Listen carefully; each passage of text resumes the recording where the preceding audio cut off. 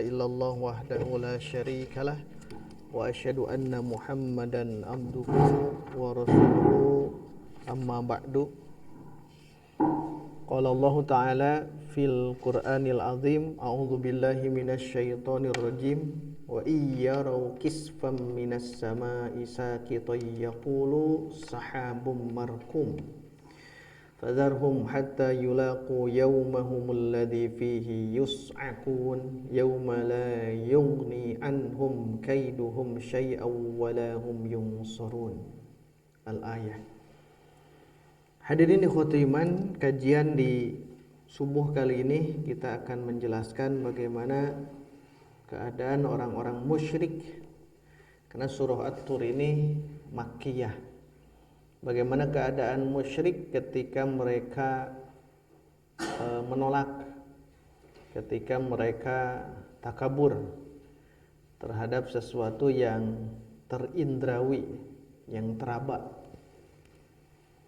Jadi keadaan mereka setelah kita bahas di pertemuan sebelumnya bahwa Allah Subhanahu wa taala bertanya kepada orang-orang musyrik, apakah mereka yang menciptakan, apakah mereka tercipta dari sesuatu yang tidak ada dan diciptakan oleh mereka sendiri, ataukah mereka menciptakan langit atau menciptakan bumi,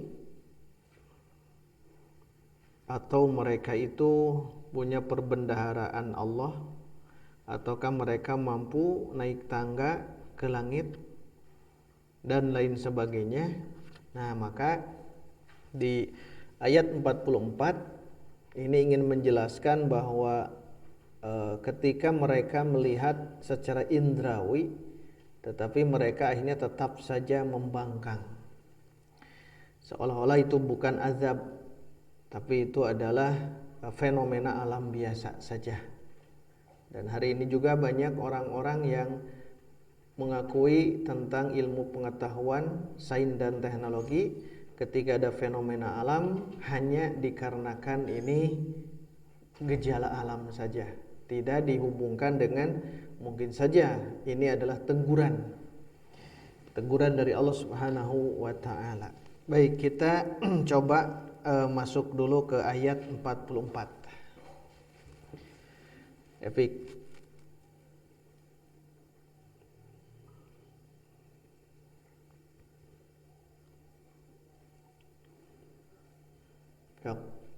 Taufik. Qala al-musannif rahimahullahu ta'ala, yaqulu ta'ala mukhbiran 'anil musyrikin. Ayatna 44. A'udzu billahi minasy syaithanir rajim. Wa in yaraw kisfan minas samaa'i saqitan yaqulu sahabun markum. Tarjim.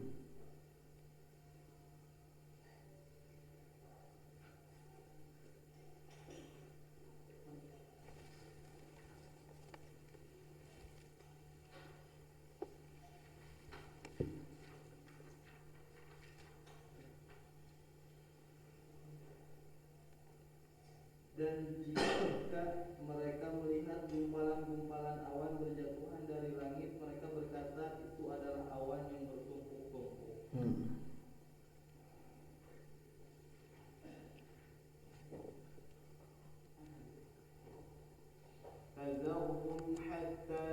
Cukup langsung per ayat ya. Yaqulu ta'ala mukhbiran 'anil musyrikin bil 'inadi wal mukadzabati lil ma'rusi. Nah, ini fikrah ya.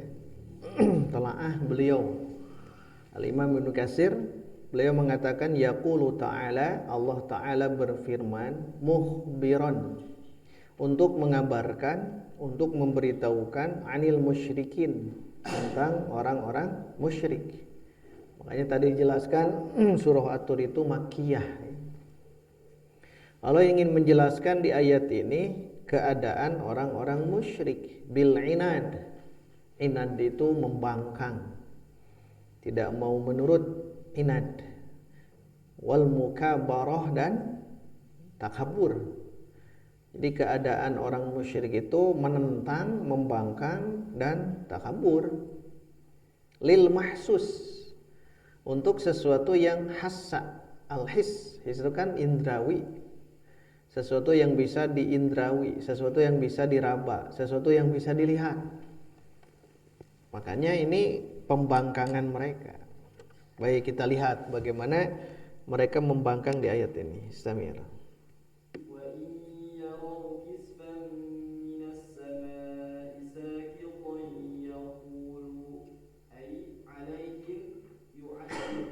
Yu'adzab, majhul. Lamma sadaqu wa lamma ayqanu bal yaquluna hadza sahabun marhum ay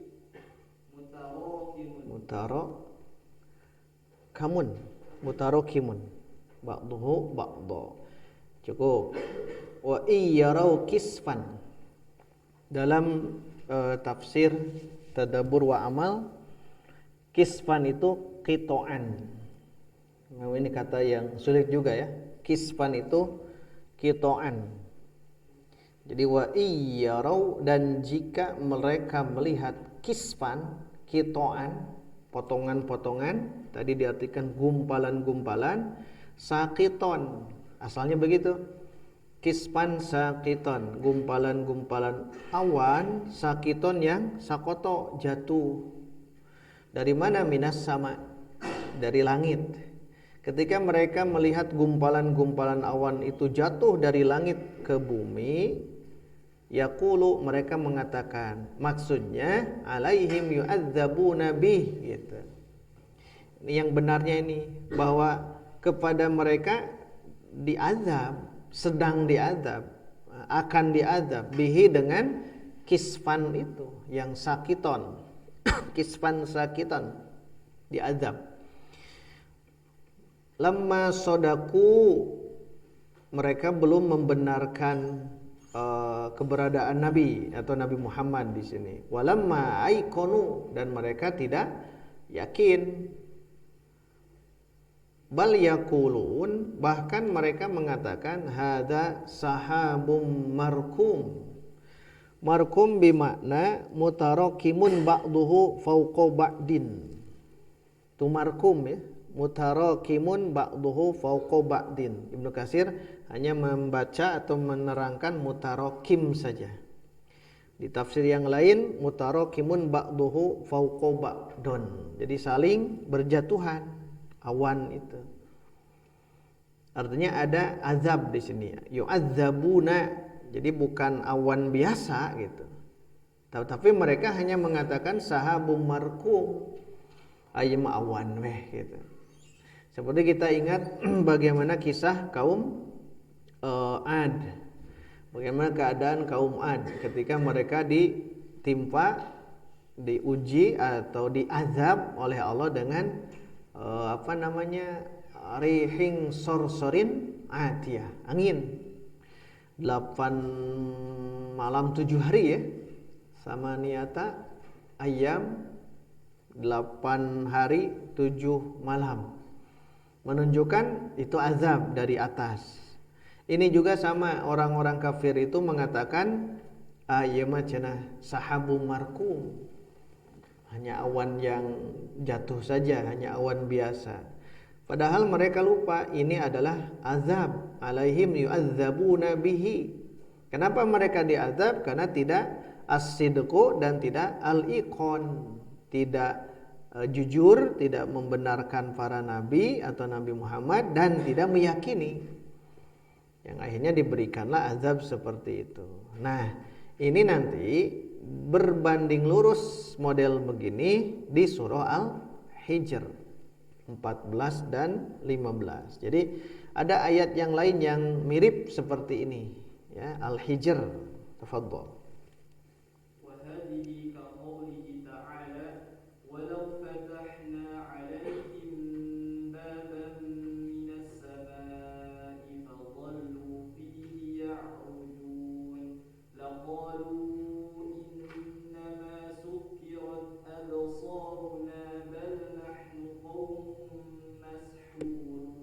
kan sama ini ya.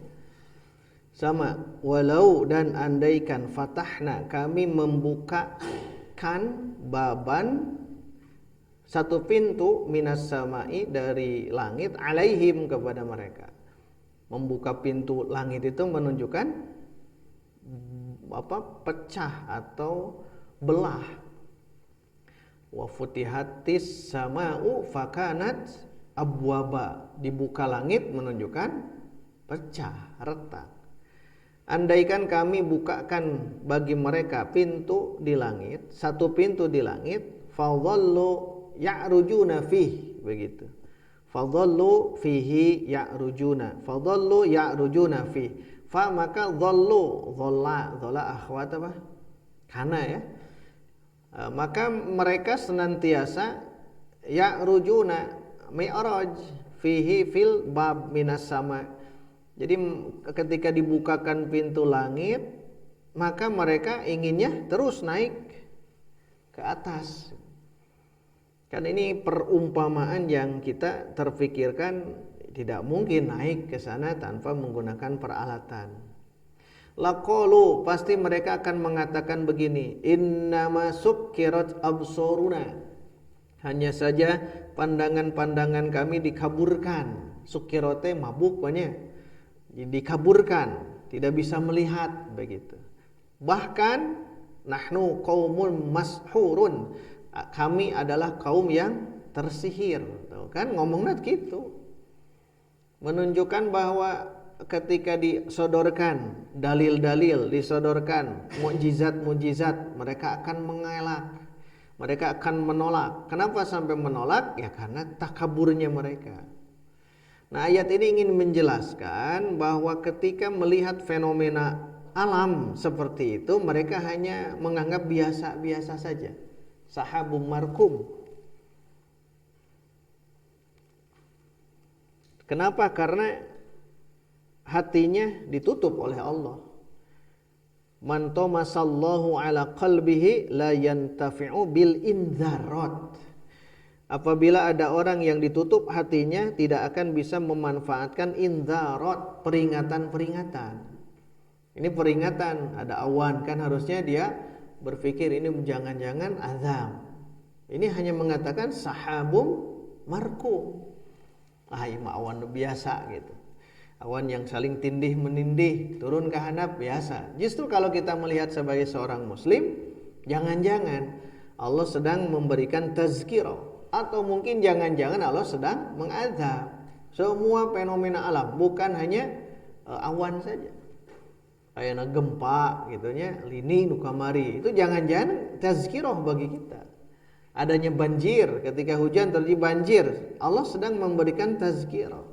Mungkin saja kita tidak bisa menjadi khalifatullah fil ardi, atau tidak bisa imaratul ardi, itu dulu paling yang awal. Sebelum kita menjadi hamba Allah, sebelum kita menjadi orang yang bisa ibadah kepada Allah, mungkin imaratul ardi kita tidak bisa melakukan itu. Adanya banjir. Atau mungkin saja banjir itu karena ulah-ulah orang-orang yang tidak bertanggung jawab. Ke orang miskin terkena imbasnya. Jadi banyak kalau kita berpikir, bukan hanya terjadi pergeseran lempengan bumi saja.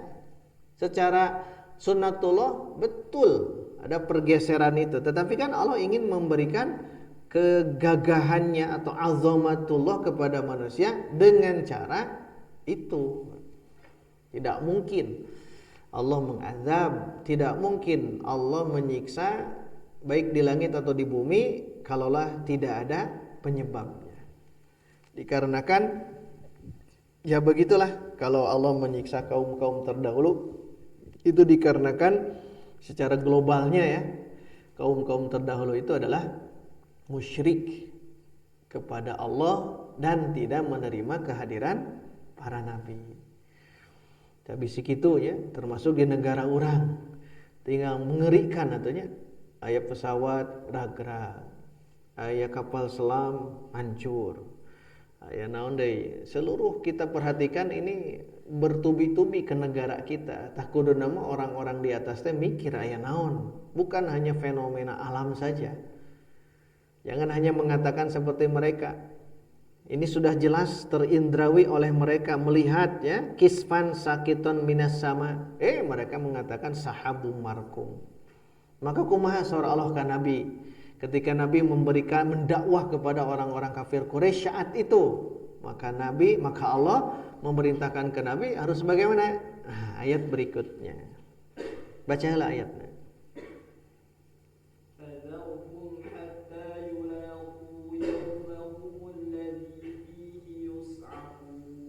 Tarjim.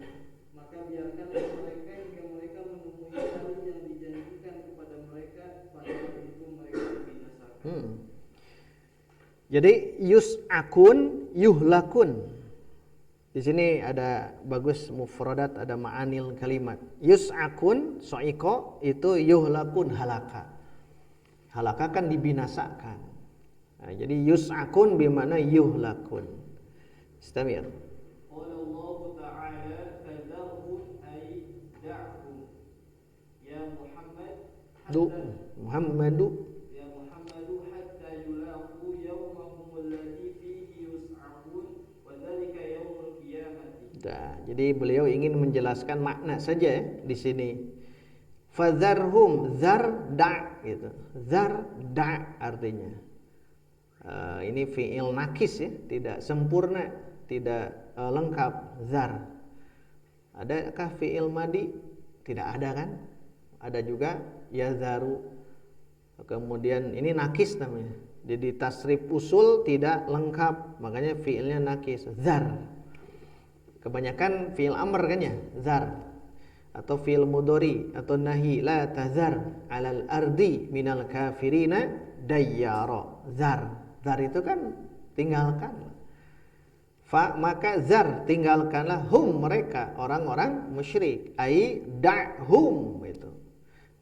Tinggalkanlah. Di sini fi'il amr, di situ ada fa'il, fas'ilnya domir anta. Siapa? Ya Muhammadu. Fazar ya Muhammad hum, begitu. Fazar hum ya Muhammad, tinggalkanlah mereka itu, biarkan. Jadi kita juga sama kalau berdakwah ya hesewa ya kumaha ya teh. Wa'rid anil jahilin. Masih banyak lahan-lahan dakwah yang harus kita dakwahi. Lamun hese gitu ya. Hese itu kunaon ya hese wae teh. Coba dakwah dulu kepada yang lain. Terus kita yang penting wa qul i'malu. Yang penting kita terus beramal, berdakwah. Barangkali ini tidak bisa hari ini, ya mungkin kita dakwah ke yang lain. Begitu. Karena yang terbaik itu memang begitu ya. Kita berdakwah terus seperti Nabi Nuh berdakwah siang dan malam. Da'autu qaumi lailan wa nahara falam yazidhum du'ai illa firara. Lalu umpatan dakwah siang dan malam. Urang mah teh kitunya. Dakwah kita itu paling malam saja atau siang saja, dan banyak yang menerima dakwah kita. Tetapi Nabi Nuh itu, padahal Nabi Nuh itu keluarga kaumnya gitu. Makanya berat ya tantangan Nabi Nuh, termasuk Nabi kita. Dakwahnya juga luar biasa ketika turun ayat Asy-Syu'ara ya, wa anzir asyiratakal aqrabin. Beri peringatanlah kepada karib kerabatmu akrab, yang terdekat. Berarti dakwah kepada istri, dakwah kepada anak, dakwah kepada orang tua, dakwah kepada paman, bibi, itu akrabin. Wa anzir asyiratakal akrabin. Nah, ketika berdakwah Nabi kepada orang-orang musyrik sampai mereka mengatakan tadi itu, ini berarti ada pernah kejadian di Makkah seperti ini, begitu.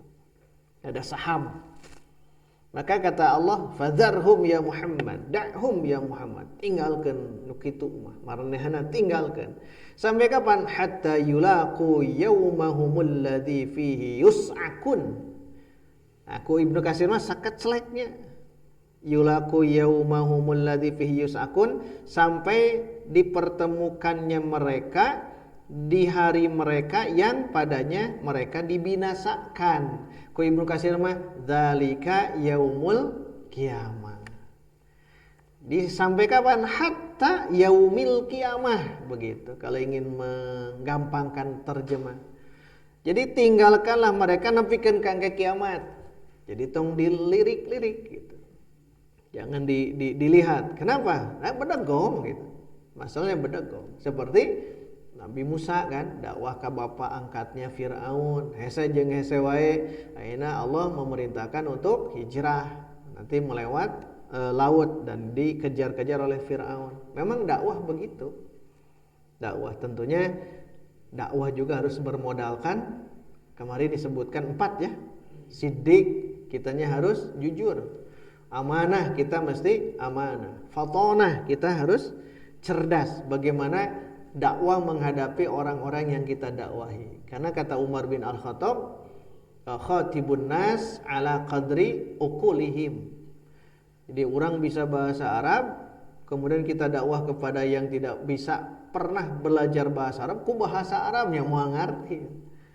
Jadi kita harus bagaimana melihat mad'u, objek yang kita ajak dakwahi. Maka pentingnya fiqhud dakwah. Pentingnya fiqhud dakwah. Dan banyak cara. Kita dakwah di masjid, kita dakwah di masyarakat, kita dakwah menjadi guru, jadi seorang guru. Jadi seorang guru pun kan harus ada caranya gitu. Harus cara atau metodenya bagaimana seorang guru ketika mengajarkan sesuatu ilmu kepada muridnya. Dan ada satu buku namanya Ar-Rasul Al-Muallim karya Abdul Fattah Abu Guddah. Ar-Rasul Al-Muallim, Rasul sang guru. Itu bagaimana seorang guru ketika mengajarkan kepada muridnya, bagaimana Rasul mengajarkan ilmu kepada sahabat dengan berbagai macam cara yang dibawakan oleh Rasul. Bisa dengan metode tanya jawab, bisa metode satu arah, bisa bertanya sahabat langsung dan lain sebagainya. Dan ternyata itulah poin-poin penting ketika dalam dakwah. Nah, kembali ke sini. Jadi hatta yulaqu yaumahumul ladzi fihi yus'akun itu hari kiamat. Fadharhum, tinggalkan mereka sampai nanti hari kiamat. Bagaimana keadaan hari kiamat? Nah, istamir ayat nahla. Yauma la yughni 'anhum kaiduhum syai'an wa la hum yunsarun. Yaitu pada hari ketika tipu daya mereka tidak berguna sedikit pun bagi mereka. Jadi, terus ada 2 poin. Satu, la yugni kaiduhum anhum. La yugni, tidak ada guna apa? Kaiduhum, tipu daya mereka. Jadi banyak Quran menjelaskan tipu daya, nipu gitu ya. Fakidu, ya, kidu atau istihza atau yang lain-lain. Atau makar ya, tipu muslihat, tipu daya ya. Pada hari itu tipu daya mereka la yugni, tidak ada gunanya, anhum, bagi mereka, syai'an, sedikit pun. Tuh, kata syai'an nakirah ini pasti memberikan satu penegasan bahwa ini apapun gitu, tidak akan pernah ada gunanya. Bagaimana Ibnu Katsir menjelaskan ini? Istamir.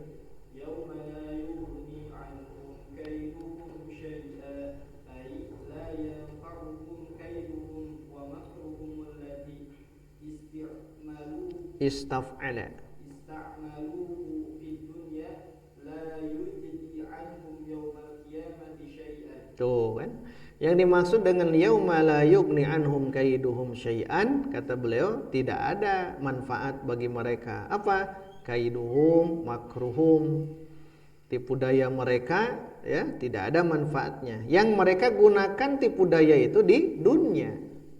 Di dunia mah bisa wae gitu. Banyak alasan dan sebagainya, menipu bahwa Nabi itu, kembali kepada bahasan kemarin, majnun, sahir, kahin gitu. Bisa saja mereka menipu. Bisa saja mereka menipu sampai-sampai kan terdengar ke daerah mana? Asy-Syanu'ah, daerah seberang dari Makkah itu, namanya Al-Azdi. Al-Azdi namanya siapa? Dimad bin Sa'labah. Ada terdengar, dia itu seorang tabib, dia bisa mengobati apapun termasuk orang yang gila. Artinya kan ini tuhmah, kaidah mereka, tipu muslihat mereka, ingin menjadikan Muhammad itu banyak disebut tukang syair, tukang dukun, dan orang gila. Dimad datang ke Makkah dan dia niatnya terus ingin menyembuhkan yang namanya Muhammad, cenah Muhammad teh gelo. Jauh-jauh datang dari Al-Azni Asy-Syanu'ah, Dimad bin Sa'labah. Datang gitu ke Makkah. Ternyata bertemu langsung dengan Nabi.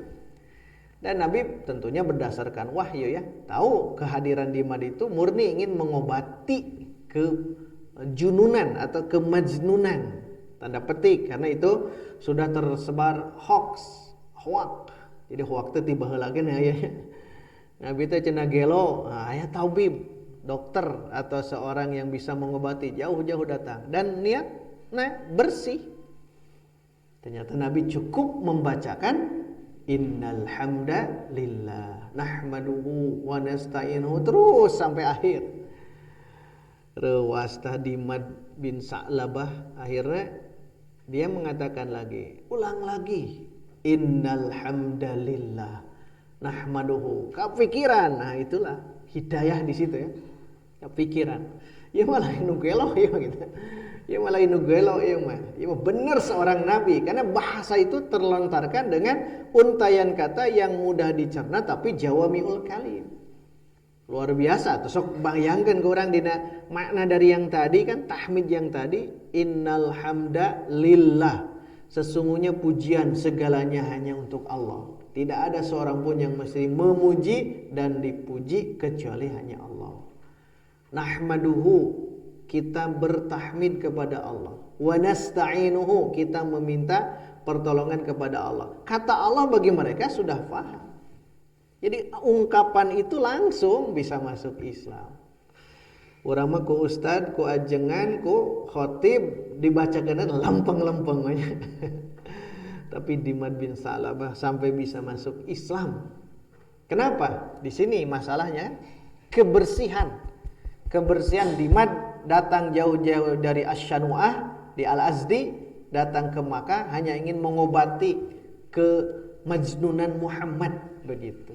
Tapi karena setelah melihat, oh ternyata luar biasa. Ini orang-orang yang Allah berikan kemampuan kecerdasan ketika melihat para nabi biasanya ada yang langsung mengakui ini bukan sembarangan, ini betul nabi. Contoh, melebar dulu ya. Contoh, tukang sihir di zaman Nabi Musa. Ketika ngadu jajaten ya antara Nabi Musa dengan tukang sihir. Tukang sihir kan ngalung-ngalungkan tali, lung, jadi seolah-olah ular. Jadi seolah-olah ular dan sihir mereka itu luar biasa. Tetapi Nabi Musa tinggal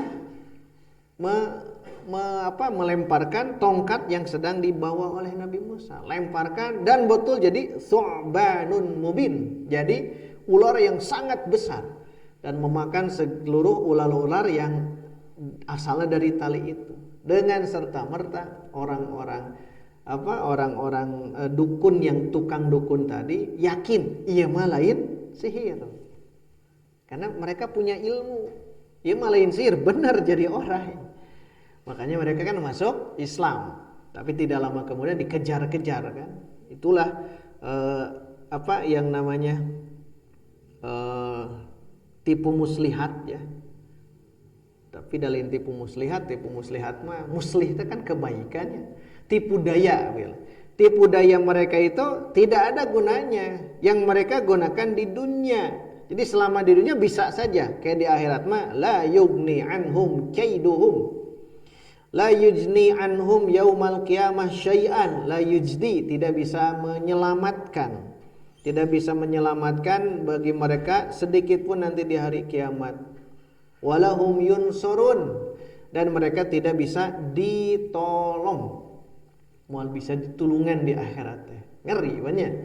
Makanya pelajaran bagi kita kalau membaca kisah-kisah orang-orang yang sombong, orang-orang yang menentang para nabi dan rasul di akhir kehidupannya, bahkan nanti kehidupan di akhiratnya mereka berada dalam kehinaan, di dalam kehinaan. Walahum khizyun fil hayatid dunya. Khizyun itu kan kehinaan. Kehinaan di situ adalah ingin menjelaskan hina di mana Allah ingin menjelaskan sehina-hinanya. Jadi dihinakan orang-orang kafir itu. Nah, itu ayat ke-46. Baik, kita teruskan. Tamatkan ulahnya. 47.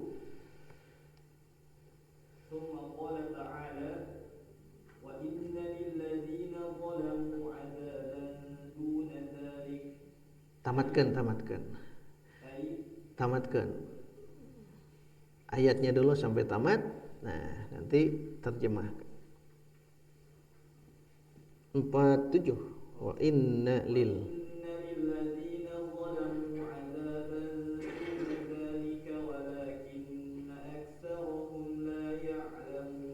tarjim. Dan sesungguhnya bagi orang-orang yang zalim masih ada azab selain itu, tetapi kebanyakan mereka tidak mengetahui. Ayat azab yang lainnya duna zalik, azaban duna zalik. Ayat azab lain. Sian atau berarti semata tadi diazab di dunia do ya tah. Nah, engke bakal azab nu lain. Nah, sok ena lebatkeun tafsir. Tsumma qala ta'ala wa inna lil ladzina zalamu 'adzaban duna dzalik ay qabla dzalika fid darid dunya. Nah, berarti ini qabla dzalika fid darid dunya.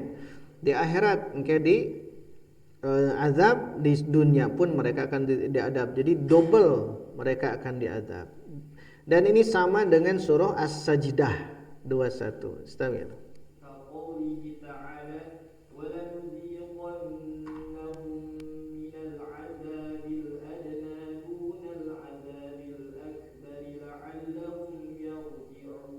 Bagus nih, la'allahum yarji'un, supaya mereka kembali taubat gitu. Wa dan la pasti nudhiqanna, kami pasti niscaya akan rasakan kepada mereka minal azabil adna, siksa yang di bawah rendah, dunal azabil akbar. Jadi siksa rendah siksa siksa tinggi atau siksa kecil ada, besar ada. Tujuannya la'allahum yarji'un, agar mereka kembali bertaubat. Karena ingat selalu, para nabi ketika berdakwah itu tidak ujug-ujug langsung, ada tahapannya, begitu ya. Ada tahapannya.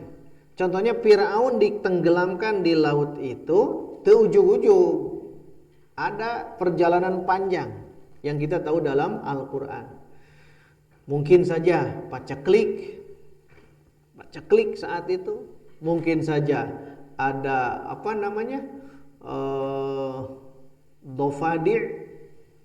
Dofadi teh bangkong loba gitu di waktu harita itu kan sudah mulai azabal adna. Jadi bangkong di mana-mana, terus getih tiap aya cai bercampur dengan darah, kan ngeri itu. Mun di urang mah kapungkur geuning aya hilud ya. Di daerah hilud di mana-mana, itu teh ngeri. Fenomena itu adalah Allah sedang memberikan tazkirah kepada orang-orang yang di sana atau kepada kita yang melihat kejadian itu. Jadi dilihat nanti minal adzabil adna dunal adzabil akbar. Jadi teh di azab natenya dari mulai azab di dunia komo di akhirat. Tidak akan pernah diringankan. Fala yukhaffafu anhumul azab. Tidak akan pernah diringankan. Sugan di pareuman heula atau di letikan heula panasna api neraka, tidak pernah, bahkan terus ngabebela. Kenapa? Waquduhan nasu wal hijarah. Neraka itu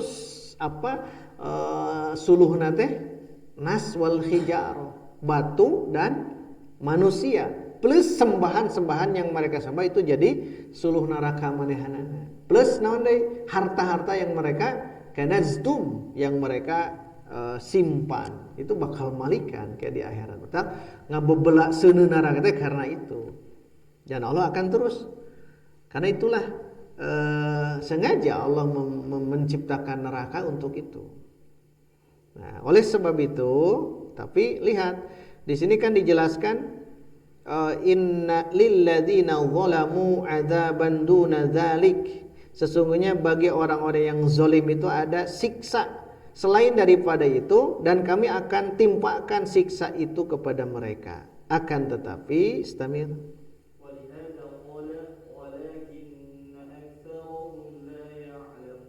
ieu nu bahaya mah teu sadar ieu teh.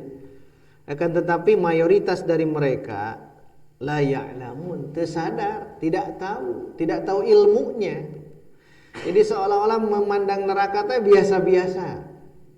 Neraka kan bae, neraka mah kage bakal asup deui ka surga. Itu kan menganggap naudzubillah.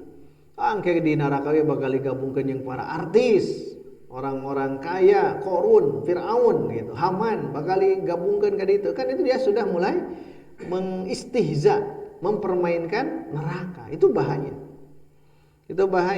Nah, yang ini yang dimaksud aktsaruhum, walakinna aktsaruhum la ya'lamun. Mayoritas, kebanyakan mereka tidak mengetahui. Tidak mengetahui apa? Nah, ini panjang lebar dijelaskan oleh beliau. Istamir.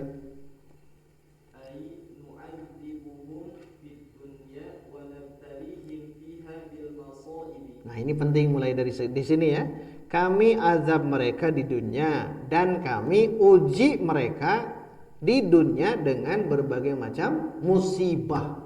Masaib teh musibah di dunia ditimpakan. Jadi dalam mendapatkan musibah, salah satunya itu tazkir. Walaupun di hadis yang lain ketika ada musibah itu khair bagi kita. Man yuridillahu bihi khairan yusibhu minhu. Ketika Allah inginkan kebaikan dari seseorang, Allah ujikan, Allah timpakan musibah kepada orang tersebut. Tapi memang secara umum ketika ada musibah-musibah ini tazkirah supaya orang teh eling kembali teh kana tadi. Istamir.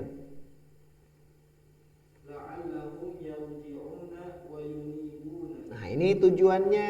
Kalau tadi ditimpakan sedikit terus ya. Terus itu. Tujuannya dua, yarji'un dan yunibun, kembali dan bertaubat. Anaba yunibu, kembali kan untuk bertobat. Jadi maksud untuk kembali itu kan berarti asalnya dalam keadaan fitrah. Kullu mauludin yuladu 'alal fitrah. Awalnya di situ. Tetapi faja'at humus syayatin. Datanglah syaitan-syaitan fajtalathum an dinihim. Mengkol di agama teh. Kemudian diberikan ujian-ujian supaya kembali lagi ke siratal mustaqim. Itu maksudnya.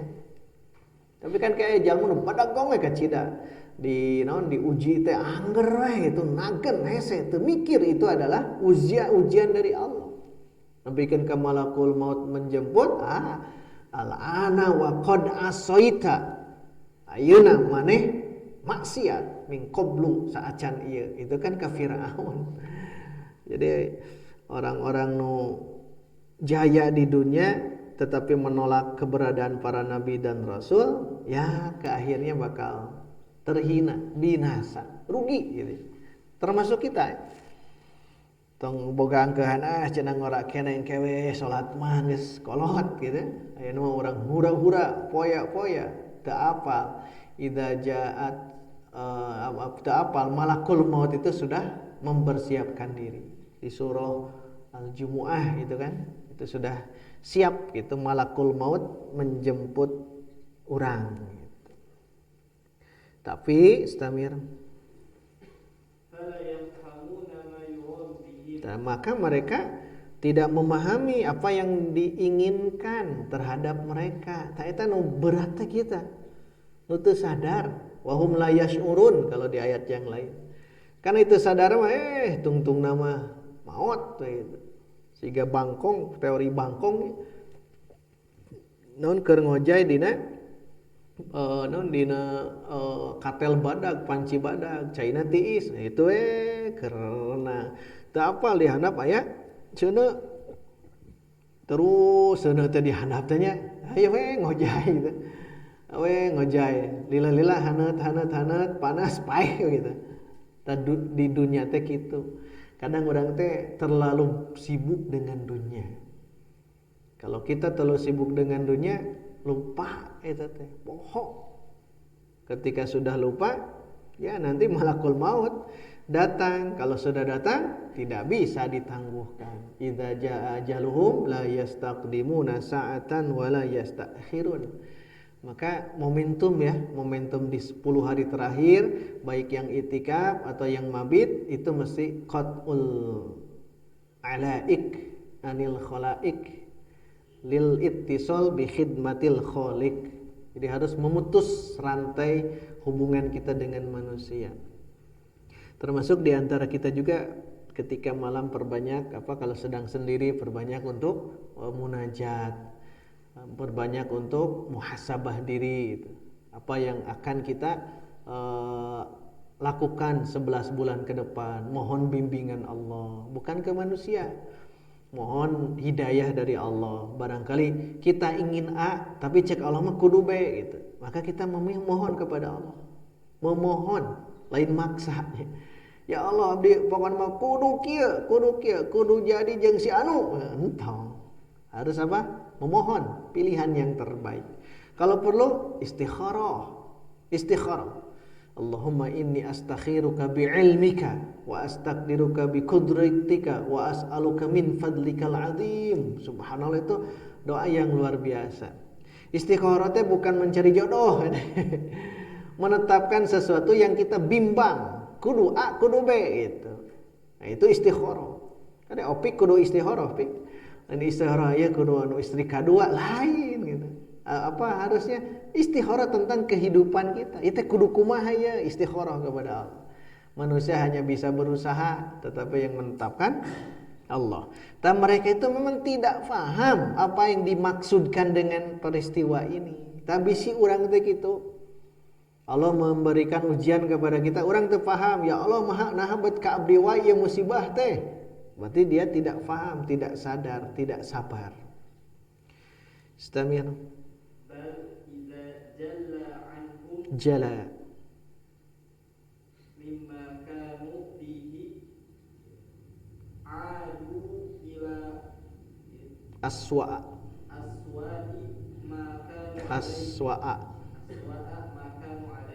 Bu, justru ketika hal seperti itu adu ila, mereka kembali lagi. Jadi nges diberi apa, kemudian kembali lagi tapi lebih aswa, lebih buruk dari apa yang malaikat telah lakukan. Misal diberikan ujian lah, gampangnya begitu. Kita jauh dari Allah. Kemudian Allah uji ke kita dengan ujian yang kita tidak mau menerimanya. Nauzubillah, naon misalnya, ternyata itu harusnya ditazkirah. Tabrakan misal. Itu harusnya tazkirah. Oh, buah-buah suku ieu teh tara di masjid, tara lempang ka masjid, buah-buah gitu. Jadi kita terus introspeksi diri.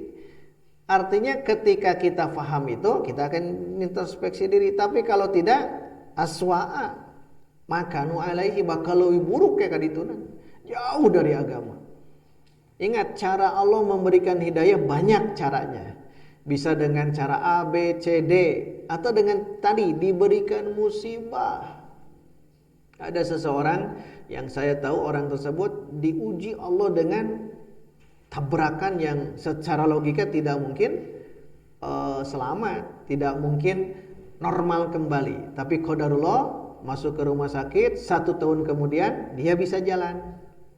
Tapi setelah itu yang tadinya saya tahu orangnya jauh daripada agama, bahkan mabok, judi dan sebagainya, sekarang dia menjadi orang yang sangat taat terhadap agama. Cara Allah dikitukeun. Tak mun urang hese wae ke masjid teh, hati-hati bisi ku Allah teh ke dihudangkeun atau dibanjur cai gitu. Kan cara membangunkan hidayah itu boleh dengan ditepak, bukan ditepak, disebutkan. Bangun. Aya nu kudu ditoel pan gitu, ditoel ka arah hudang. Aya nu digebug, aya nu dikepret ku cai kan itu. Aya nu gebug ku sapu kan gitu ya. Cara Allah begitu. Itu akan ada masanya itu teh. Akan ada masanya. Ngahaja kalau digejlikeun kadinya supaya sadar. Ya memeh maot teh kudu sadar heula gitu. Kamu mun urang usia sudah 60 tahun ya kajian malam. Geus 60 tahun masih keneh maksiat gitu. Nelly, you know, Nelly teh. Nenek-nenek lincah. Jadi masih kena lincah itu teh. Lincah nanti lain kanu kebenaran. Lincahna kanu kemaksiatan, ka diskotik gitu ya. Termasuk aki-aki nu 7 mulut. Aki 7 mulut siga kisah di Irak, aduh unik di Irak itu ya, aki-aki digambarkan di kisah itu alisnya sudah memutih dan panjang sampai menutup bola mata, nutup serba putih gitu. Dia sudah tua renta.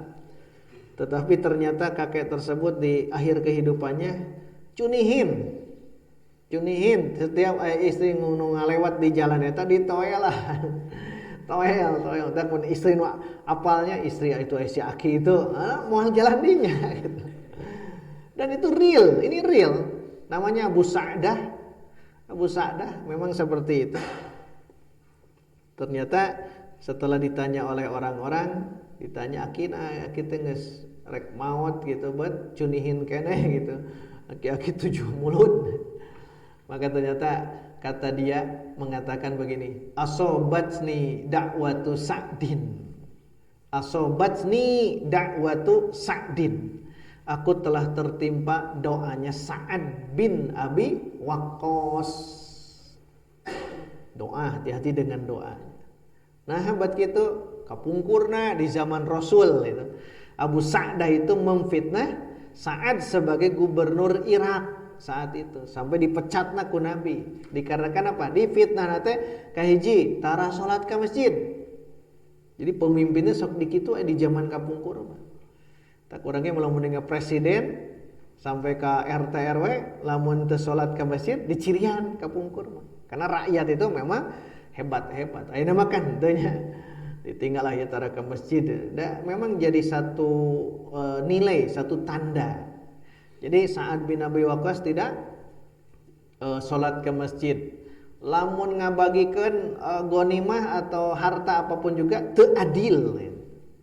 Langsung ke Khalifah Umar dipanggil hari itu. Panggil duanana. Bener gitu. Langsung Sa'ad bin Abi Waqqas di hadapan Khalifah Umar mengatakan, "Ya Allah, andaikan dia itu memfitnahku, maka atil umrahu, panjangkan umurnya." Nah, jadi doa nanti kudu kitu nya, panjangkan umur tong nepikeun ka sing maut entong, panjangkan umurnya, berikan ujian-ujian di akhir kehidupannya. Nah, ujian teh eta mentalnya teu bisa menahan tangan ketika ada perempuan, menunjukkan itu di akhir kehidupan dan mereka tidak sadar. Abu Sa'dah juga lain tak bisa gitu. Abu Sa'dah merasakan itu adalah akibat dari doanya Sa'ad bin Abi Waqqas. Karena ingat, sosok sahabat yang mustajabud dakwah itu di antaranya Sa'ad bin Abi Waqqas. Sa'ad bin Abi Waqqas ketika turun surah Al-Baqarah yang itu tuh 168 kalau tidak salah. Ya ayyuhan nasu kulu mimma fil ardi halalan thayyiban wa la tattabi'u khutuwatis syaiton. Nah, di Ibnu Katsir jelaskan di situ tentang kisah Sa'ad bin Abi Waqqas langsung berdiri, "Wahai Rasulullah, berdoalah untukku agar aku bisa menjadi orang yang diijabah doa." Maka akhirnya Rasul pun mengatakan atau bersabda, "Atib mat'amaka takun mustajabad dakwah." Atib mat'amaka, toyibkan tempat makananmu, toyibkan waktu makanmu. Bisa dua itu, isim zaman, isim makan. Toyibkan perutmu berarti. Toyibkan perutmu, takun mustajabad dakwah, Anda pasti akan diijabah doa. Nah, mun urang hoyong model gitu seperti Sa'ad bin Abi Waqqas, maka seperti tadi Nabi teh bersihkeun patuangan urang gitu. Jadi lamun makan harus betul-betul halalan thayyiban, betul-betul halal, jelas gitu. Dan itu terbukti Sa'ad bin Abi Waqqas itu beliau diberikan oleh Allah seperti itu. Kantun kena di mana Sa'ad bin Abi Waqqas? Ka mana, Cing? kuburannya Cina kan ya.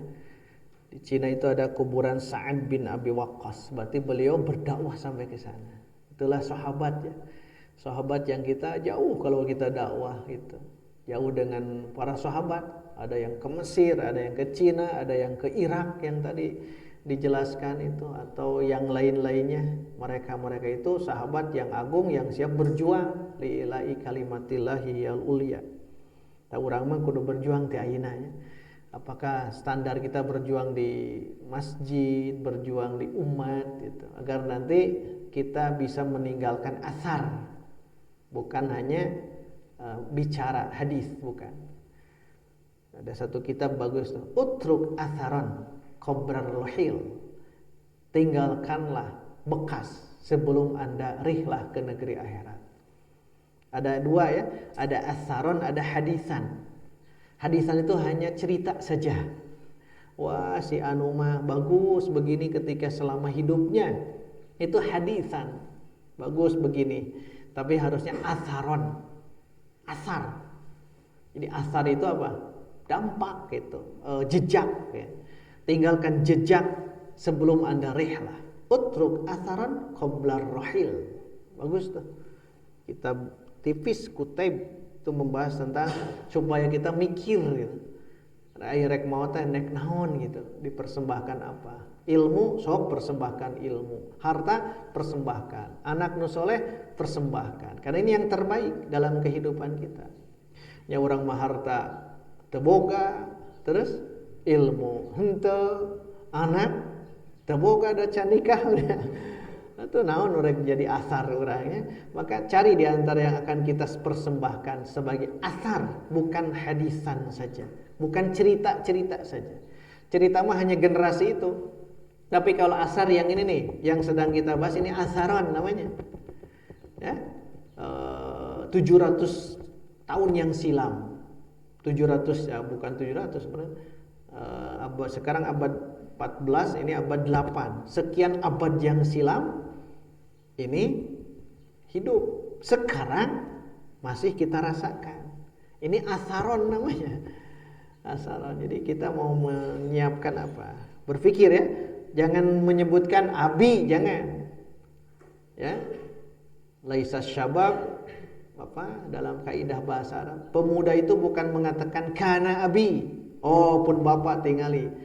Walakin syabab akan tetapi seorang pemuda itu apa yang dia siapkan untuk generasi berikutnya. Sehingga aki-aki tanya di Irak di sana banyak inspirasi kisah-kisah terdahulu. Aki-aki keur melak tangkal korma. Aki-aki ku pemuda langsung tanya aki cenah naha buat melak tangkal korma, aki teh kan geus bau taneuh. Tapi kakek tersebut cerdasnya luar biasa. Kata dia, gharasan sabikuna. Orang-orang terdahulu sudah gharas, sudah menanam. Fa'akalna, kita memakan hasil daripada orang tua kita terdahulu. Afala nagrisu liyakulalahikun. Apakah kita tidak boleh menanam agar nanti generasi berikut memakan hasil tanaman kita? Oh, hebat.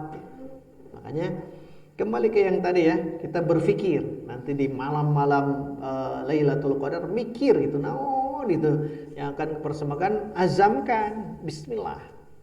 Karena ujian nanti itu akan semakin banyak ujian kalau kita istiqomah. Kalau kita istiqomah di sirotokal mustaqim. Kenapa berat? La'ak udanna. Saya akan duduk. Saha saya didinya? La'ak udanna. Saya betul-betul akan duduk. Kok ada kan duduk? Iblis, syaitan. Ketika kita belajar di siratal mustaqim. Maka dari sekarang optimalkan ini ya. Terus sekedikit mual tamat ya. Anjing tamatkan. Nah, ini gaya Imam Ibnu Katsir langsung masuk ke hadis. Riwayat siapa ini? Abu Daud dalam sunannya nomor hadis 3089 dari hadis Amir Ar-Rom.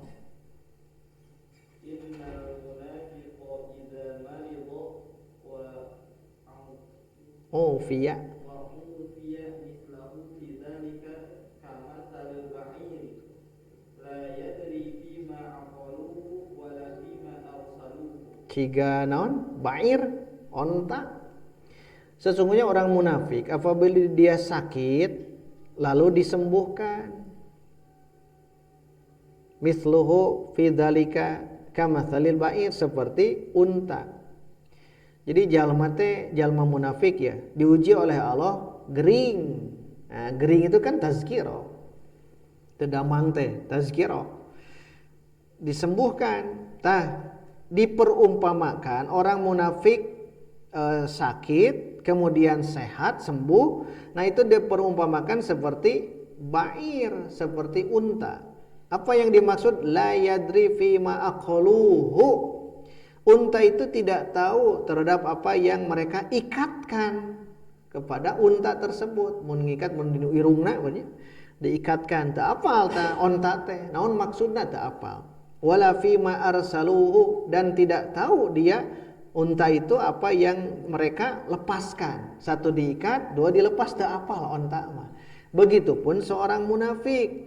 Cager jeung geurinna teh teu ngarti. Punten bilih urang ge sami kitu. Keur cager urang jauh dinu agama. Diuji ku Allah gering, ngadon jauh kena dinu agama. Hese ka masjid, hese infak, hese sedekah, hese zakat dan sebagainya. Bisi kitu gitu. Ngajakeun ku Allah teh langsung ditrek we panyakitna teh. Ada yang gagal ginjal. Ada yang diabetes. Atau dina gagah luar biasa, diberi satu penyakit diabetes kan langsung begang, mengecil. Itu tuh tazkirah, ngahaja. Di hadis yang saya baca di Al-Amalus Sholih karya kumpulan saya Al-Albani, ada satu bab mengenai tentang umat akhir zaman. Ummatun marhumatun. Umat akhir zaman itu umat yang dirahmati oleh Allah, diuji bizzalail, bizzalazil dengan gempa-gempa, bil fitan dengan fitnah-fitnah, bil amrod dengan penyakit-penyakit. Jadi lamun ditimpa seseorang manusia dengan penyakit di akhir kehidupannya, eta teh Allah kernyaan. Ya, ada yang diabetes sampai diamputasi kakinya teu bisa jalan, gitu kan? Kernya. Mungkin orang selama jayanya jauh dari masjid, ngahaja ku Allah dikitukan. Nah, orang yang beriman itu akan langsung sadar, langsung berbalik pikir. Saya terinspirasi ya, Pak Wawan, Allah yarham, Pak Iding, Allah yarham, Pak Lilik, Allah yarham. Mereka para ini yang saya lihat gitu dengan mata kepala sendiri. Pak Ii, Allah yarham. Mereka jadi inspirasi. Apalagi Pak Wawan khususnya ya, dari belakang beliau stroke. Dari belakang jalan ke sini itu sabar halami stroke, tapi 5 kali waktu sholat tidak pernah tertinggal. Eleh nu jago ge elehnya, walaupun azannya ada khas ya, ada khas azannya itu. Tetapi yang terinspirasi saya itu lihat itunya, orang tua yang luar biasa. Tinggal diteraskan ku putra-putranya. Seorang sosok yang tidak bisa ngaji mungkin, tidak bisa ini dan tapi satu kehebatan bisa jalan dari belakang ke depan untuk azan gitu, tiap saat azan. Itu kan diuji oleh Allah dengan sakit, tapi justru tumbuh keimanannya gitu. Tah lamun orang munafik mah rek sehat, rek kering, anggar teu rengot-rengot siga onta, rek ditalian, rek dilepaskeun teu ngarti eta teh. Nah, ini hebat gitu ya. Pernyataan Ibnu Katsir ingin menyodorkan hadis yang ini. Wallahu alam, sahih dhaifna, wallahu alam. Tapi terbayang oleh kita begitulah gitu keberadaan mereka. Terakhir, asar ilahi itu berarti hadis qudsi berarti. Kalau andaikan ini sahih. Kam aso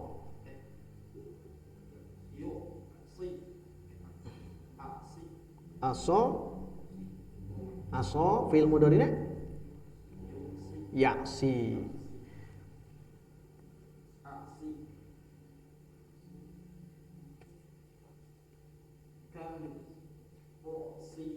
Aso sebenarnya tadi ya'si itu. Iya, tang osi. أعصيك ولا تعاقبني قال الله تعالى يا عبدي كم أعافيك وأنت Non, kam non? أعافيك Oh, uafi dia. Di dia mah kam uakibuka. Kam uakibuka.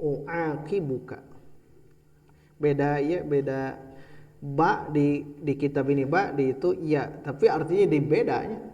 Uakibu itu menyiksa, uafi itu afiat. Tapi sigana cek dulu. Kam. أعافيك وأنت لا تدري. Nah, dalam asar ilahi dia kam a'sika wala tu'aqibuni. Betapa banyak aku bermaksiat kepadamu wahai Allah, tetapi engkau tidak menyiksaku. Tinggal saya ya. Asar ilahi terlepas sahih tidaknya ya. Tapi kalau ini sebagai nasihat bagi kita ini bagus. Begitu banyak aku bermaksiat kepadamu wahai Allah, tetapi engkau tidak mengazabku.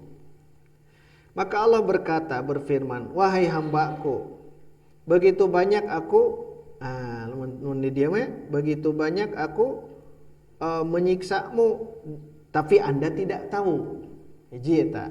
Tapi yang tadi dibaca, begitu banyak aku mengafiatkanmu, tapi Anda tidak sadar, tidak tahu. Sigana nu opik nu benernya.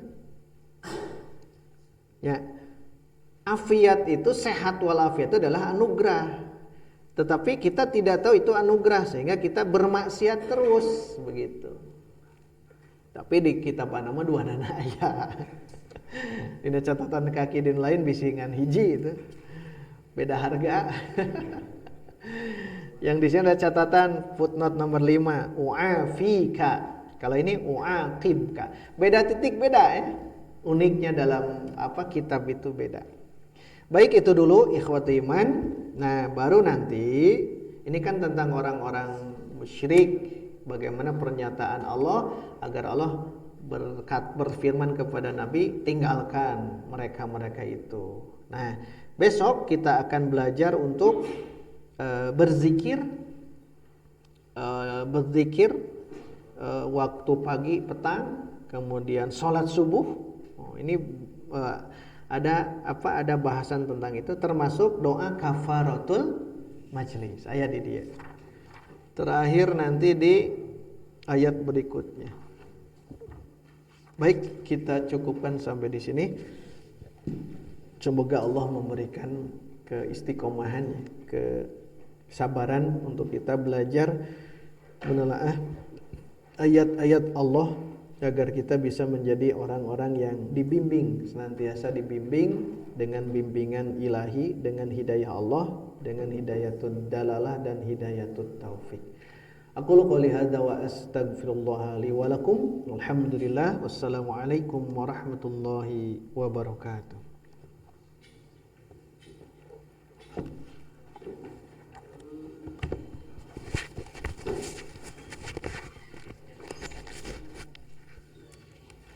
Jumat ayeuna nya siap-siap ti PD teh Ustaz Syarif. Kajian i'rab tabu sabaraha? Salapan nya. Entar 9:30 tabu salapan. Sok tiberakeun ti ayeuna teh. 3 jam tiberakeun.